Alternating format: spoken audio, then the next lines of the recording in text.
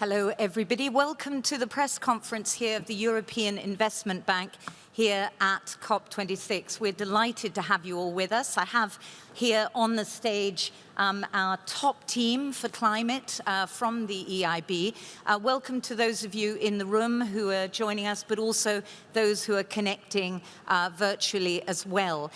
If I may just get straight into it and introduce our team, and then I'll invite both our President and Vice President to say a few opening words. Then we will go to questions. We have the COP26 team standing by here with their microphones, and we also will take questions virtually as well. We have half an hour, so we'll get straight into it. I'm delighted to introduce President Werner Hoyer of the EIB, Vice-President Ambroise Fayolle. We also have the Director General of the Projects Department, Chris Hurst, sitting there next to Werner Hoyer.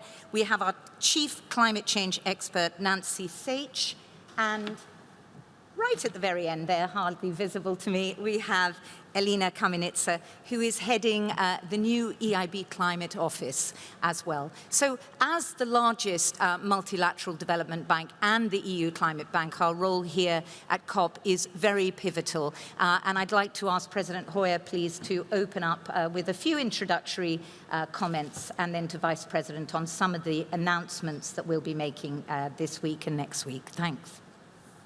Thank you very much, ladies and gentlemen, for joining us today.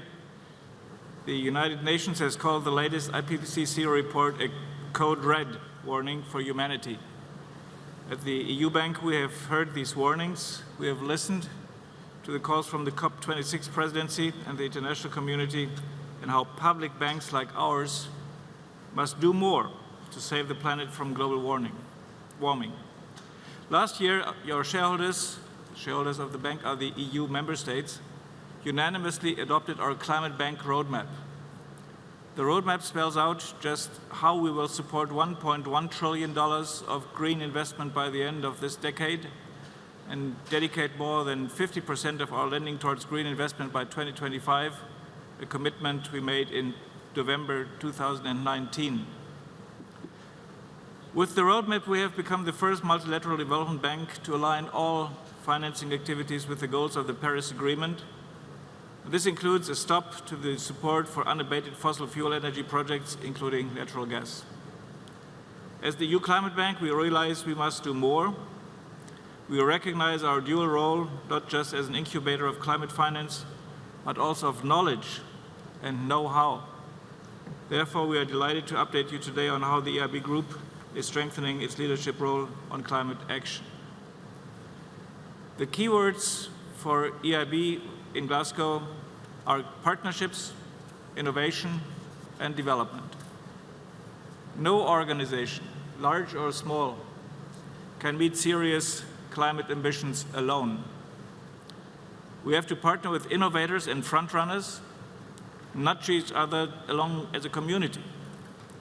We have to create markets and drive change in order to have meaningful impact. We have to partner worldwide with the growing wave of innovators, both in the developed and the developing world. Yesterday, we announced a new partnership with European Commission President Ursula von der Leyen and Bill Gates' Breakthrough Energy Catalyst to mobilize up to $1 billion for new green technologies and solutions, scaling them up and making them more affordable so they can be deployed around the world. This includes support for green hydrogen, synthetic aviation fuels, direct air carbon capture, and long-term energy storage. Together with the members of the Multilateral Development Bank community, we endorse the commitments on nature made in a joint statement, bringing together the climate and biodiversity agendas in order to respond to the dual emergencies. To meet the Paris climate goals, we must switch to a green economy and create opportunities for the most vulnerable and affected. Today, we are all transition countries. We are currently working on a just transition proposal under our Climate Bank roadmap to make sure that our financing and our technical assistance will support a green future, in particular in the regions that have the furthest to go.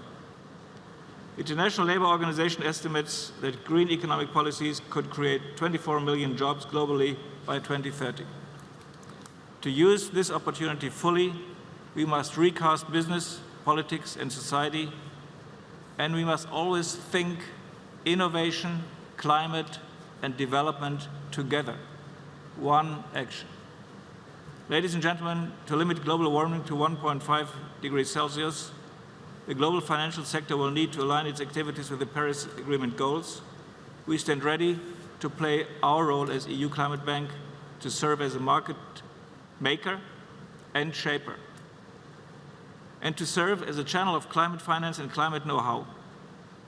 Through our work on the EU taxonomy and pioneering the green bond markets, which we have developed in 2007 onwards, we have been unwavering in our commitment to greening the global financial system and supporting the Paris Agreement goals.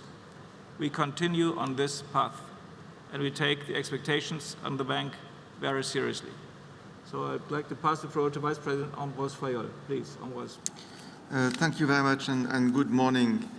I'm very pleased to announce two important deliverables under the EIB Group's Climate Bank roadmap that our shareholders, the EU member states, agreed 2 weeks ago, and that we are launching during this COP in Glasgow. The first one is our new framework for the Paris alignment of counterparts, and the second one is our adaptation plan. Last year, when we adopted our Climate Bank roadmap, we introduced a clear and transparent set of criteria to ensure that all our projects would be aligned to the goals of the Paris alignment as of January 2021. So this is already in place. We have decided to go further in our approach and to go beyond the scope of our projects. Here we are treading new grounds, and we are the first multilateral development bank to look into this. As a climate bank, it is not tenable to support a company to develop a low-carbon project if at the same time the same company intends to develop and expand highly carbon-intensive projects as part of its wider activity. The EIB Group has therefore developed a new approach to help support its beneficiaries, notably corporate and large financial institutions, to align their activities to the Paris alignment and to the Paris Agreement. We will engage primarily with corporate clients in high-emitting sectors and seek to support their decarbonization and resilience plans. Such plans must include short-term commitments to 2030 and long-term commitments to align with the net zero carbon target by 2050. For large banks, the requirement will be to disclose their exposure to climate-related risks as per the recommendation of the Task Force on Climate-Related Financial Disclosures, the TCFD. While the approach is centered around engagement and disclosure, it also needs a bottom line. That is why the new framework also introduced a list of activities which it deems to be incompatible with the goals of the Paris Agreement, such as building new coal-fired power plants or destroying high-carbon sinks, such as tropical forests. In general, EIB will support only low-carbon projects with a corporate if it is not engaged in such incompatible investment in its wider activities. The only exception to this general approach will be for projects with very high innovative value, for example, green hydrogen or advanced biofuel production, reflecting the intellectual property and technical expertise held in particular by oil and gas majors that is crucial to achieving long-term deep decarbonization. Now, moving to the adaptation plan. Last year, we committed to increasing the share of our finance dedicated to green investment to more than 50% by 2025. This investment supports the EU Green Deal and will be tracked according to the technical criteria agreed under the EU taxonomy. One key aspect of climate action is adaptation. This requires increased investment such that these assets can withstand more frequent and more intense extreme weather events. The new adaptation plan sets out the strategic approach of the bank to increase and accelerate its support to adaptation activities. This is the first one we have an adaptation plan at the bank. It fully supports the objectives of the EU adaptation strategy towards promoting adaptation that is smarter, more systemic, and accelerated to support adaptation efforts inside and outside the European Union. The plan sets 3 goals for the bank. 1, to build EIB capacity in this area, informed by the latest science and partnering with key centers of expertise to deepen its interaction with clients, including both private and public sector. The plan launches a new ADAPT platform to provide access to advisory services for the formulation of adaptation plans at national, subnational, and entity level, capacity building, and technical support for project development and implementation. 2, EIB pledges to accelerate its finance for adaptation. This translates into an increase of the share of adaptation support to 15% of the bank's finance for climate action by 2025. This represents a tripling compared to adaptation finance over the past 5 years. The plan sets out sector-focused areas stretching across water, energy, transport, food system and health, as well as reviewing the financial toolkit available to the bank to support such projects. And 3, the plan sets out opportunities for the bank to support some of the most vulnerable countries in the world, and in particular the least developed countries and small islands developing states.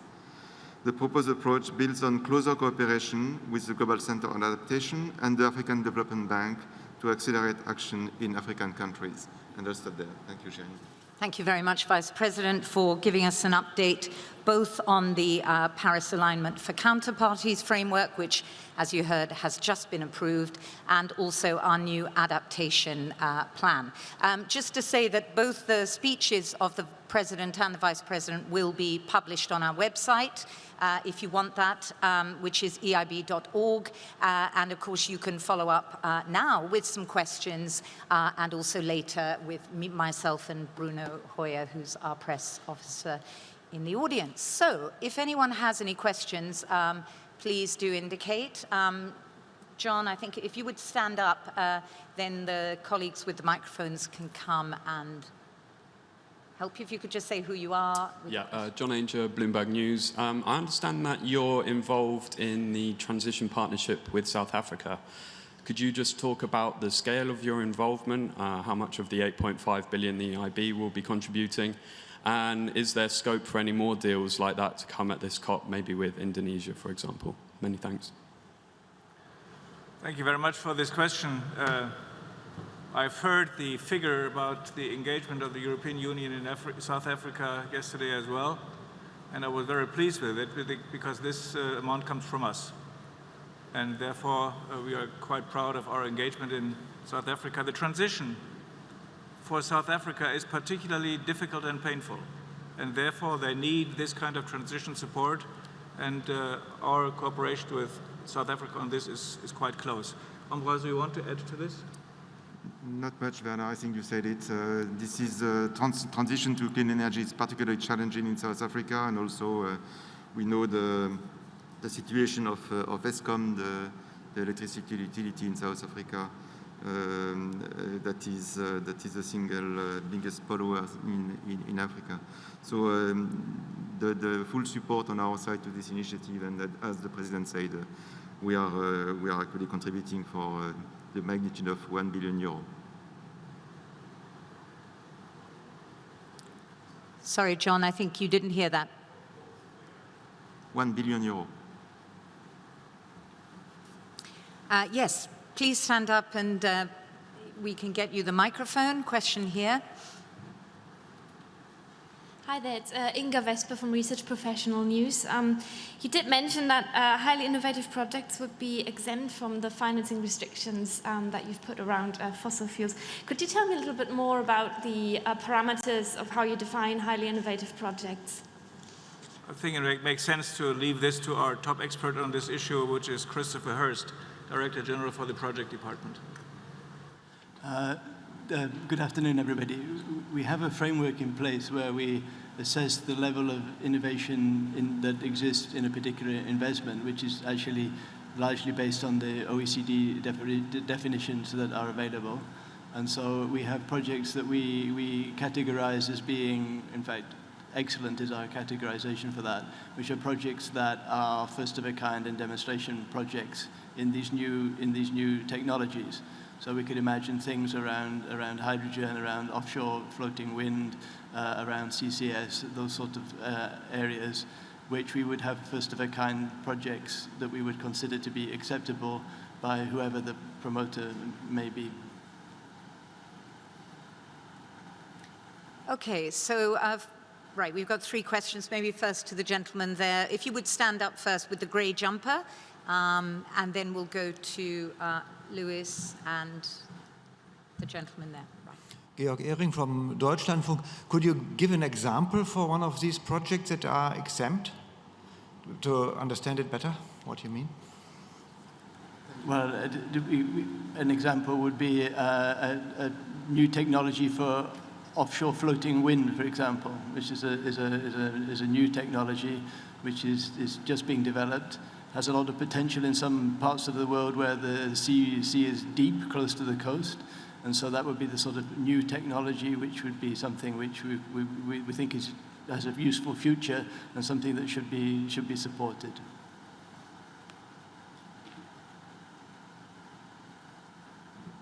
Don't know if our experts want to add anything else down there, Nancy or Elina? Yes, perhaps just to add that the reason we've made this exception is because we do note that even within those high-emitting industries, there are some very important new developments which, frankly, we're going to need in high-emitting sectors. And we want to encourage that kind of very high level of innovation towards low-carbon solutions. So we've made this exception in order to really encourage that kind of bringing forward of new technologies and getting to the stage where they can be more accelerated and ramped up. Okay, thanks. Let me add one thing. This is very, very important because I hear so often also, for instance, the issue of offsetting, and we have to be very careful. If we have a clear plan where this all leads and this plan is credible, then we can do it. But if I have the feeling, or we have the feeling sometimes, that the offsetting idea leads to hiding behind the offsets in order to keep going the way we have been going for 100 years, then we will not do it. And this is a very fine line that we have to draw. We had the same situation last year in the context of the COVID crisis, when we had companies and countries who basically based their argumentation on their hiding behind the virus strategy. We cannot do that much on climate because we are so burdened with the virus. This is something that we would not support. That must be crystal clear. Louis, if you could just say who you are, even though I know. Lewis McClellan at Euromoney. I wanted to ask, I was reading the MDB's agreement on climate ambition. I didn't see anything in it about loss and damage, and I was wondering if you could talk about the MDB's role in dealing with the loss and damage side of things. I think that might be something for Nancy, our Chief Climate Change expert. So I think it's important to highlight that when the MDBs work jointly together, we're obviously trying to support all parts of the negotiations and the putting into practice of the Paris Agreement. But obviously the MDBs themselves don't have a direct role in those negotiations. So what we do is we work jointly on things which support the efforts on, for example, loss and damage. Also, you saw that we are really working closely on the efforts to support long-term strategies, which is another key part of the Paris Agreement. But we don't necessarily make our work sort of linked to delivering on a part of the negotiations because we are not actually a signatory to the Paris Agreement. But obviously the work that we do in terms of long-term strategies, in terms of adaptation, in terms of focusing where we have the most impact and working together, that obviously has a big impact on loss and damage, but we are not involved in that negotiation on loss and damage. Thanks, Nancy. I'm going to ask this gentleman here if he'd like to take the microphone. Also, just to remind those of you who have joined us online virtually that you can ask a question. Just indicate to the team. I don't know if we've got some at the moment, no, but over to you. Hello, it's Mohammed Abdulbari from Central Bank of Egypt. Can you just take your mic? I'm sorry. Yeah, thanks. It's Mohammed Abdulbari from Central Bank of Egypt. Just asking for your opinion or your recommendation about other sources of financing for the green bonds or something like that for the emerging markets, and what do you recommend, or what's your opinion, what's the most suitable product or instrument that they can use in order to, like an incentive for having more projects related to climate change and how to save the environment? Yeah, thank you. The first part of the response must always be, we will never, ever make the SDGs or the Paris climate goals with public budget money only. We need to crowd in the private sector, be it as investor and promoter of projects, and if public money is needed, then we need to multiply it, we need to leverage it, and crowd in the private sector. The EIB is a bank that is owned by the member states of the European Union, but the cash contribution is relatively low. We need to refinance completely on the international capital markets. So we go for 60 to 90 billion euros per year in bond sales. And in 2007, we were the first ones to issue a green bond.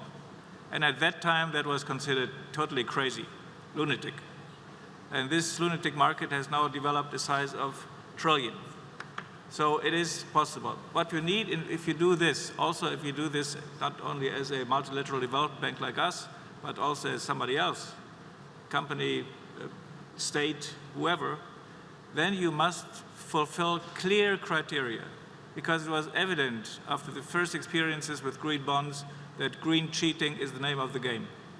So greenwashing is the name of the game, to put it a little bit more mildly. And this is something that must be avoided, because the investors who give you their money, billions and billions and billions, they want to be sure that what they finance with so-called green bonds is at the end of the day green. So this is the basic idea behind the green bond principles that we contribute to develop strongly at that time, and that is also the base for thinking about a EU taxonomy, because that should be regulated on a higher level than just the level of an individual multilateral development bank. Yes, Vice President. Werner, to your point, there is going to be next week actually an event that is organized by EIB on, and especially as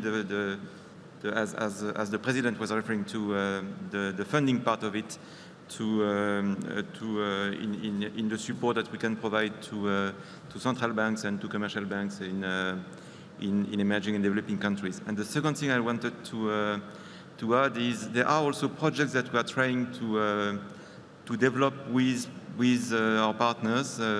Let me just quote one. It is a project with Amundi, the European asset manager, that we have supported with IFC, EBRD, and the Swiss cooperation. And the idea is that to develop the green bonds in emerging markets, you need to, because it's true that they are not that much developed while there are green projects in emerging markets, you need to, as a first step, to convince financial institutions in these emerging markets to issue bonds. And to do that, what we have said is, okay, we would buy them in the first place to show that it works, and to show also that the criteria, because it's also an issue about being sure that the measurement instrument that you have show that this is indeed green bonds that you are financing to support green projects, that this is in place according to the best standards. And this is among the initiatives that we support. Thank you, Vice President. Can I just bring Elina Kamenitsa, who's the head of our EIB Climate Office, here briefly? Yeah, let me start by saying that I think the financial sector indeed plays a key role in redirecting financial flows to green. But here I would maybe focus on three things. First, it's about lending or financing, but it's also about blending and advising. On the financing side, EIB is working very closely with its financial sector partners, banks and other financial institutions to not only provide financing through these institutions to green projects, but also build their capacities, increase transparency, as well as standards in order to create a transparent financial market and incentivize these entities to build up their green businesses. Secondly, blending. We are also working very closely with our other external stakeholders and partners, in particular with the European Commission, trying to leverage also public financing, developing smart green finance products that can catalyze further green investments. And finally, I mentioned the capacity building and advice. And I would maybe here pass on to Nancy to say a couple of words of our green financing technical assistance offer. Yes, so I'd like to add two things. One is we do have some programs where we're working actively with partner banks on green finance, helping them both with setting up their green lending programs, but also working towards perhaps green bond issuance. And we have programs where we're supporting medium-sized corporates in countries around the world on green bond issuance, but also working with banks on that. And the other thing I want to add is, aside from the direct technical assistance that we are providing, we are also working obviously in the EU platform on sustainable finance, on definitions of green finance, but also importantly, we're represented by the President as an observer in the international platform on sustainable finance. And there, the whole idea is to bring together countries from all around the world who are trying to grow the global market, including for green bonds, by having not just robust definitions, which are very important, as the President said, but ones that work across the global market. So a harmonized effort on green finance definitions, which are still science-based and robust, but can be globally used.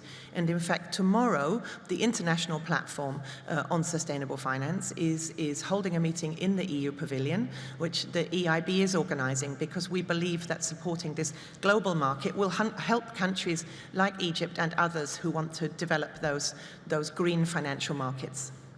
Thank you very much, Nancy. I think we're coming to the end of our press conference now. I think we have no more questions. I think the digital audience are also delighted with what they've heard up here. Just to remind all of you who are in the room and also online that we are publishing the speeches. We're on eib.org if you want to find out more. We have a number of events happening at our pavilion, both digitally and physically for those of you who are here, so don't hesitate to look. If you have more questions, follow up with me, Shireen Wheeler, or Bruno Hoyer, who's in the audience as well. But I think it remains to say thanks very much. As the President said earlier, let's not be blown off course, and let's keep up the good fight. Thank you very much, President Hoyer, Vice-President Fayolle, Chris, Nancy, and Elena as well, and thank you very much for your interest. Have a lovely day.